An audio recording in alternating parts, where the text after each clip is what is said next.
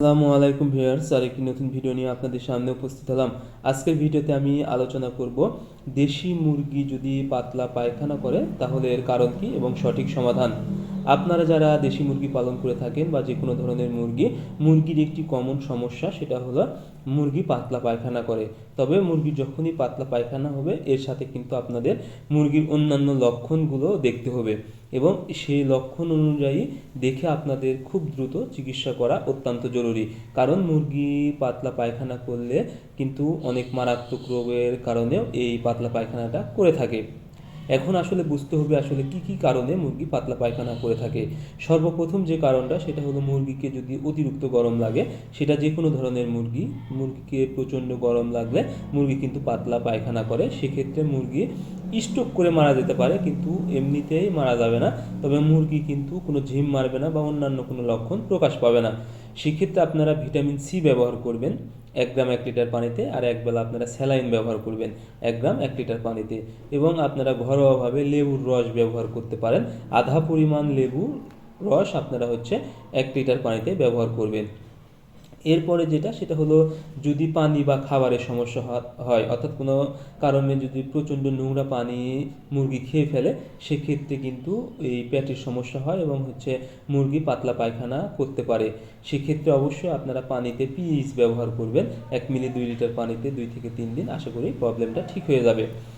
এরপরে যেটা সেটা হলো, মুরগির যদি রানীক্ষেত রোগ হয়, রানীক্ষেত রোগ হলে কিন্তু পানির মতো সবুজ পাতলা পায়খানা করে থাকে। তবে এর সাথে কিন্তু মুরগি ঝিম মারবে বা ঘাড় বাঁকা করবে এবং অনেক সময় কিন্তু সবুজ পাতলা পায়খানা করে থাকবে।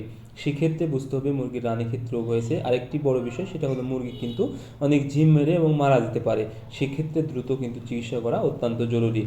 সেক্ষেত্রে আপনারা জেন্টামাইসিন ব্যবহার করবেন 1 গ্রাম 2 লিটার পানিতে, সাথে নিয়োক্সেল 1 গ্রাম 1 লিটার পানিতে ব্যবহার করবেন।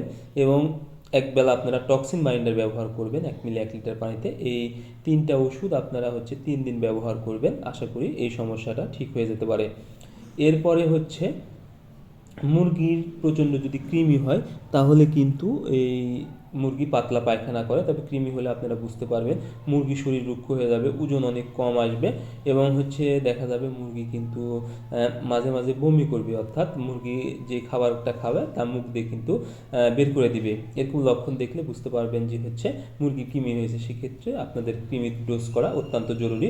ওষুধ হিসেবে আপনারা এভিনেক্স ব্যবহার করতে পারেন 1 গ্রাম 1 লিটার পানিতে, এবং প্রাকৃতিকভাবে আপনারা নিমের পাতা খাওয়াতে পারেন। নিমের রস আপনারা আধা চামচ 1 লিটার পানিতে ব্যবহার করতে পারেন। তাছাড়া পিঁপের পাতা, পিঁপের বীজ আপনারা শুকিয়ে গুঁড়া করে 1 গ্রাম 1 লিটার পানিতে ব্যবহার করলেও কিন্তু কৃমি খুব দ্রুত মুরগি মুক্ত হয়ে যাবে। সো আপনারা পাতলা পায়খানা থেকে মুরগিকে রক্ষা করতে চাইলে অবশ্যই লক্ষণ অনুযায়ী আমি যেভাবে বললাম সেইভাবে যদি আপনারা ওষুধ দিতে পারেন, আশা করি আপনাদের মুরগি খুব দ্রুত এই সমস্যা থেকে ঠিক হয়ে যাবে। সো আজকের ভিডিও এ পর্যন্ত। পরবর্তী ভিডিও পেতে চ্যানেলটি সাবস্ক্রাইব করবেন। ধন্যবাদ সবাইকে।